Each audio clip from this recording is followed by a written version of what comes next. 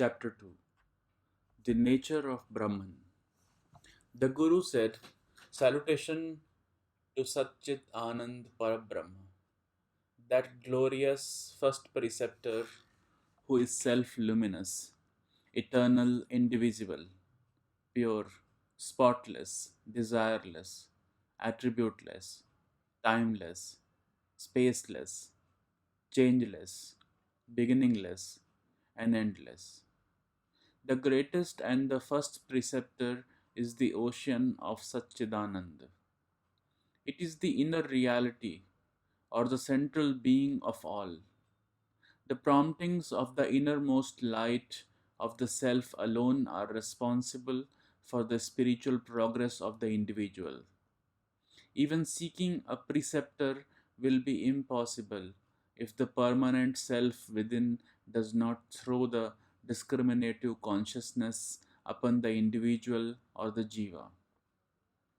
The proper grasping of the truths of Vedanta and the rapt contemplation on the reality are the effects of the spiritual consciousness already existing in the aspirant in a potential condition. If not, none could communicate knowledge to another individual.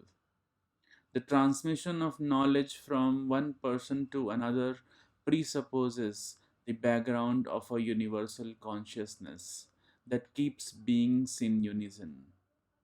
This permanent verity is Satchidanand or existence, knowledge, bliss, which is therefore the Guru of all Gurus, the source of light, wisdom, power, and bliss. Satchidanand is self luminous, for it is the very existence of eternal consciousness. It is undivided, akhand ekaras, for it is homogeneous and is without internal or external differentiation. There is no swagata, swajatiya, or vijatiya bhed in Brahman or Satchidanand. It is one mass of brilliance and unblemished grandeur of divine existence. It is pure because it is untainted by thought or objectification. It is untouched by the diversifying Prakriti and is desireless, for it is the height of all perfection. It is Bhuma, or the fullness of life. It is attributeless, for the positive and the negative natures react one another and get fused in it. It is spaceless and timeless, for space is a special mode of particularization in being, and time is closely connected with space. And Brahman or Satchidanand is without any particularization whatsoever. Space and time are individualized objectifications which are born of the self limitation of a center of consciousness. Hence, the changeless reality, which is ever self satisfied, is beginningless and endless, for impartite existence in the wholeness of its character cannot have motion in itself, and is therefore an inexplicable being which is hard even to imagine. That is the truth of all truths. Satyasya Satyam, or the supreme Brahman of the Upanishads. That is the goal of all quest. That is the object of meditation. That is the ideal to be attained by one and all. That is the essence of existence. Verse 3.4.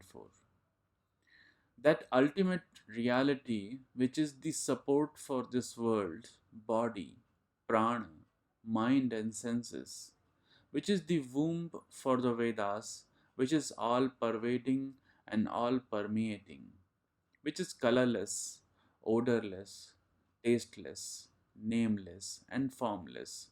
that something shines eternally.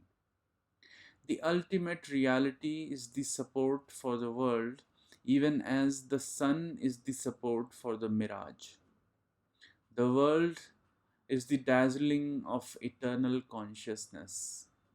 The nihilists are wrong in saying that nothing exists at all. The world phenomena cannot be based on nothingness or emptiness. An appearance demands a reality as its corollary. The world is an expression of Brahman through Maya, even as the body is an expression of Atma through mind. The prana, the mind, and the senses are the operative organs of the active self, which is agitated by the Vikshep Shakti or the distracting power of Maya. The Brihadaranyaka Upanishad says that the one Brahman alone puts on all the names, forms, and does all actions in its own being. Thus, the whole universe is to be understood as a sport of one absolute, which seems to play in itself by revealing itself in multifarious forms. It is the womb of Vedas and the source of Shabd Brahman, the eternal Omkar. The principle of sound is the first evolute from the original absoluteness. The Vedas are the intuitional revelations breathed out by the highest manifestation of the infinite essence. They are the words which express the glory of Brahman, which pervades the entirety of manifestation, and which is imperceptible to the senses. The senses cannot reach it because they are objective forces which try to run away from the center of existence. The more they begin to function in their realm, the farther they find themselves from the reality. Hence, the reality is considered colorless, odorless, etc. As these sensual characteristics are not of the essential nature of the fullness of Brahman. Brahman is a formless, for form belongs to a being which is defined by space. Absoluteness cannot have a form. Form always implies the existence of its possessor in a space time universe having something somewhere outside itself. This characteristic does not form the quality of the eternal being, for individuality and eternity are contradictions. Hence, Brahman, which is infinite, is formless, and it shines eternally. 5. Some indescribable supreme principle which is imperishable, unborn, undecaying, fearless, motionless, one without a second, ancient and infinite. That thing alone exists. The Supreme Brahman is indescribable because description always catches parts and can never include the whole in its judgments. When Brahman is said to be like this, there is an automatic exclusion of the not this aspect or the that aspect of the Brahman. Words are too limited, and the mind is too incapable to adequately picture the eternal nature of Brahman. Even Satchit Anand is only a provisional description and is only an intellectual prop. The exact nature of the reality can only be experienced as such and can never be given expression to. The state of infinity is imperishable, for change or death is possible only where heterogeneity or difference of nature prevails. The mass of being in itself cannot change, for there is nothing which being is not. Hence, change is impossible in eternity, and therefore death is negated in such a state of homogeneity. Birth and decay are again the nature of spatial beings who find things and principles which are cut off from themselves. The infinite Brahman is inclusive of even space within itself, and hence we cannot attribute to it spatiality, and consequently, birth and decay are denied in Brahman. It is fearless and motionless, for fear exists only where there is dual existence, and motion is possible where space lies beyond the changing subject. One cannot be afraid of himself. Fear comes only from the second entity, and Brahman is secondless and so fearless. It is an eternal status, for motion and activity are not intelligible in the infinite being. It is one without a second, for a second entity limits absoluteness, and moreover, a second existence is the effect of the interference of space. When space is denied, duality also is denied. That ancient one, the infinite, alone exists. Nothing else is. It is older than the oldest, for being never is not. It is infinite because finitude is non eternal. It alone exists, for being presupposes all other existence. 6. What is neither short nor long, neither that much nor this much, neither black nor white, neither stout nor thin, neither good nor bad? That should be understood as Brahman. Shortness and length, quality and color, quantity and size are not attributable to Brahman, which is indivisible and absolute.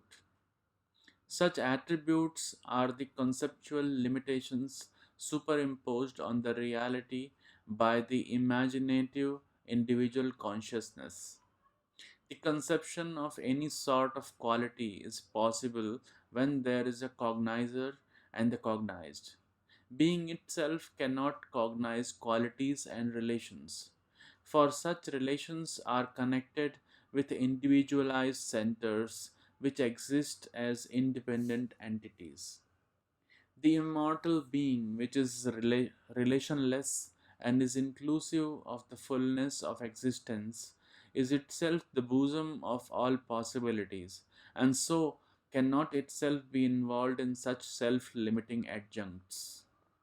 It is neither good nor bad, for Brahman is mere experience which is perpetual. An experience is good or bad in relation to the condition of the mental being of the individual, and it is therefore possible that same thing may be both good and bad to different individuals at different times and places and in different psychic conditions. The nature of the objectifying desire determines the quality of an object, and hence Brahman, which is absolute experience and which is untouched by individual likes and dislikes, cannot be classed as either good or bad. Existence is qualityless, and Brahman is existence itself. It is the supermental, transcendental living in the height of freedom where relative qualities are mere phantoms unworthy of notice. Brahman is Akhand, Paripurna, Advitiya, Nitya, Achal, and Amrit. Nothing can be compared to it. It is matchless, one without a second. 7. That which is neither subtle nor dense, which has neither caste nor name, which is immutable, immortal, and bodiless, which is beyond the reach of mind and speech, that should be understood as Brahman. Brahman is neither subtle nor dense, for subtlety and densities are qualities in relation to something else and not parts of eternal nature. That which alone exists cannot be said to have any distinguishable quality, for quality is the object of mental functions. Caste and name are employed to distinguish personalities by their characters and actions. But where one alone is, such distinctions lose their validity. Mutation marks out of transient nature of a thing, and the supreme Brahman must therefore be immutable. Mutability is the tendency or effort to become something else in order to obtain an unattained state or object to fill the gap of imperfection in any relative individual. But Brahman wants nothing at all and is perfect in itself, necessitating no addition or subtraction. It is immortal, for mortality again is the sign of relativity, which limits the self existent nature of the self. Birthless and deathless, changeless and fearless is Brahman, for it is the eternal home of all that changes and perishes. Everything comes from it, lives in it, and re enters into it, like rivers into ocean. Therefore, the everlasting being, the reality that endures without altering itself at any time, is of same essence throughout. It is bodiless because body belongs to individual entities and not to the absolute. Anything that possesses a body must one day perish, but the absolute is imperishable and so must be bodiless. Mind and speech are forces that run externally, and the absolute therefore cannot be reached by them. All externalizing tendencies try to turn their backs to the truth, and so they are lost in darkness. Speech is only mind expressed, and so is less powerful than mind. And mind again is an objectifying force, and therefore cannot comprehend absoluteness. 8. 8. Brahman is distinct from the gross, subtle, and causal bodies. He is the soul of all. He is the inner ruler of all. He is eternally free. He is without action and without motion. The three bodies are the layers of unconsciousness that envelop the light of glorious self. The causal body is the immediate and the subtlest, and hence the most powerful of the layers of ignorance. It is the state of forgetfulness of the self, where there is darkness and blindness of the soul, and the soul is left there in a state of unconsciousness of the absolute nature of itself. The second sheath is intensified form of the first, the subtle body, where there is distraction in addition to ignorance of the causal sheath, a presentation of untruth over and above the forgetfulness of the reality. The third is the grossest materialization of the imaginative consciousness, where it is thickened to flesh and bone and is completely cut off from the rest of the existence. The individual hypnotizes itself through intense imagination into the belief that this distinguished body is its essential nature and suffers the acute pangs of separation from truth. Life on earth is only this drama of the misery of the individual egos. But Brahman is untouched by imaginative separateness.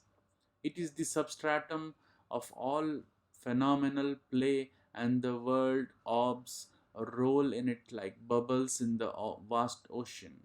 It is the inner controller of all changing individuals and rests in its eternal repose, indifferent to the shadowy appearances of universes and individuals. It is eternally free and can be bound by none, not even by motion and action.